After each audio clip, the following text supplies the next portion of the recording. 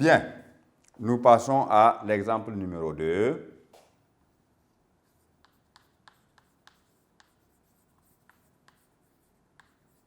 Où on peut vous demander de résoudre dans R cette équation, cette inéquation. 4x inférieur à 2.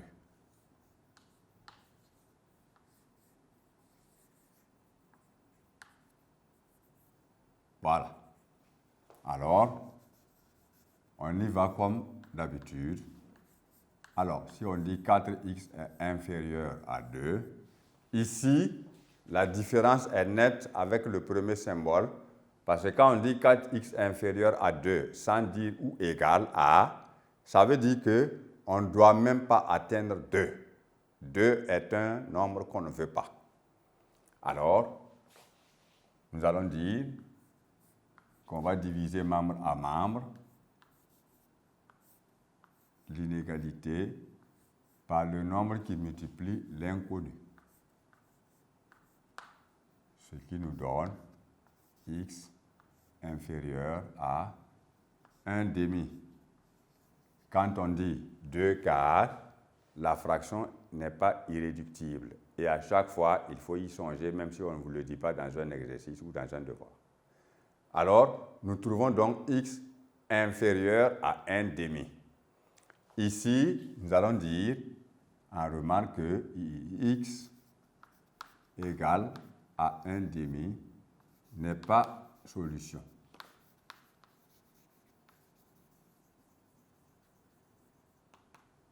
De cette inéquation.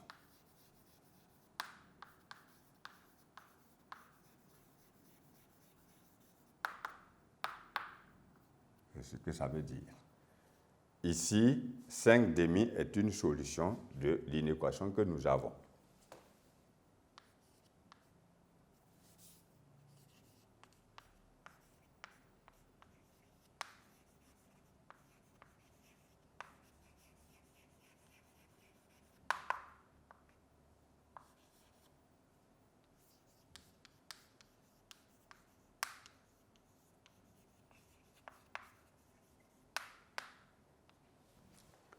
La différence, c'est quoi? C'est l'usage de ce petit trait qui signifie égal, inférieur ou égal. Et ici, on a dit inférieur tout court. Donc, on ne veut pas de nombre qui soit égaux à 2. Donc, ici, 2 est un nombre qui ne fait pas partie de l'ensemble solution de notre inéquation. Alors, dans ce cas, on dira que SR est égal à l'ensemble des nombres x tel que x appartient à R et tout simplement x doit être plus petit que 1 demi.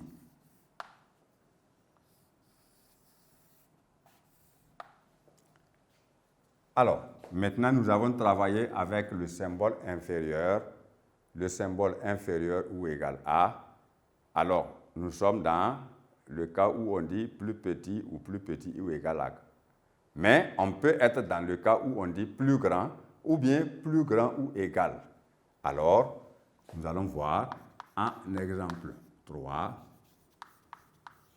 ce cas-là. On vous demande de résoudre encore dans R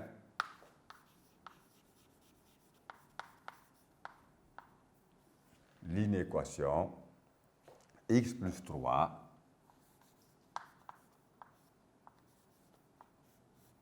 supérieur à 0.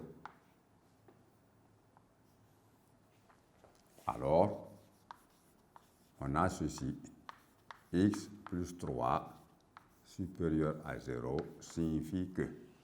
Alors, on voit ici que nous sommes dans le cas le plus simple où le deuxième membre de l'inéquation, qui pouvait aussi être une équation, est égal à 0, c'est-à-dire nul. Dans ce cas, nous n'avons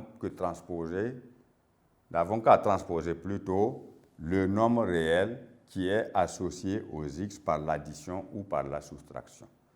Comme ce n'est pas une multiplication, on peut les séparer.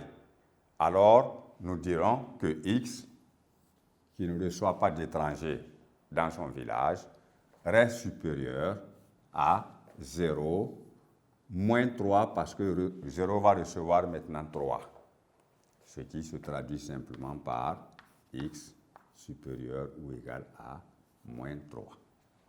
Alors, on a dit X est supérieur à moins 3. On n'a pas dit ou égal à moins 3. Cela veut dire qu'il faut remarquer simplement, dans ce cas-là, que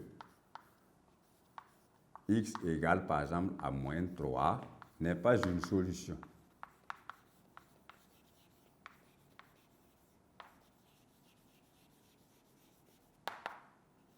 De notre inéquation.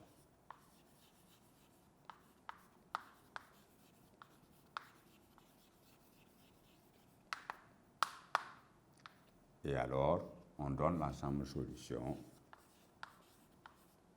en disant que SR est égal à l'ensemble des nombres X, tel que X soit un nombre réel et que X soit supérieur à moins 3.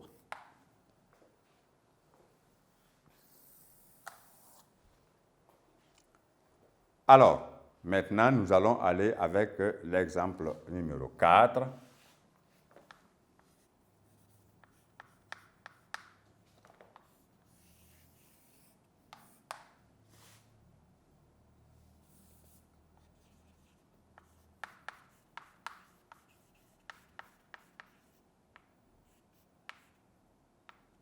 Où on aura enfin à résoudre une telle inéquation. Résolvons donc dans R l'inéquation. Il s'agit de 2x moins 5 supérieur ou égal à 3.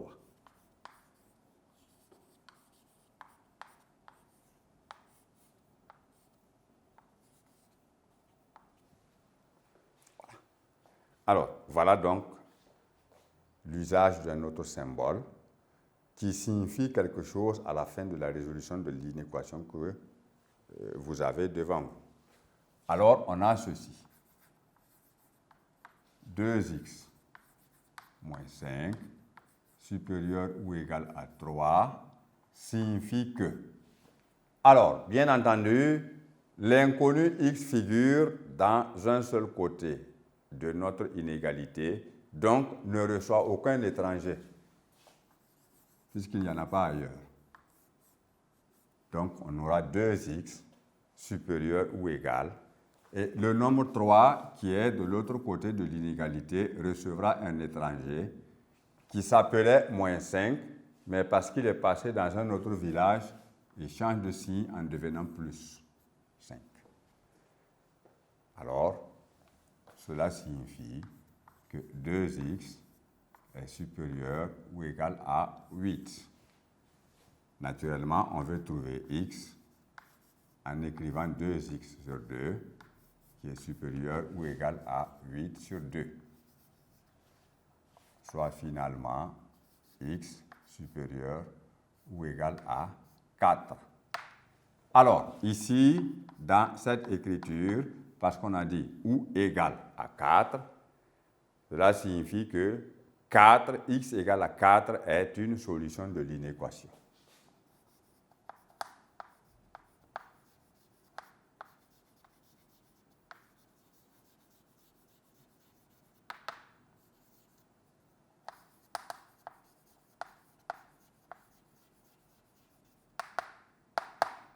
Ce qui permet de donner l'ensemble solution SR qui est égal à x tel que x élément de R et x supérieur ou égal à 4.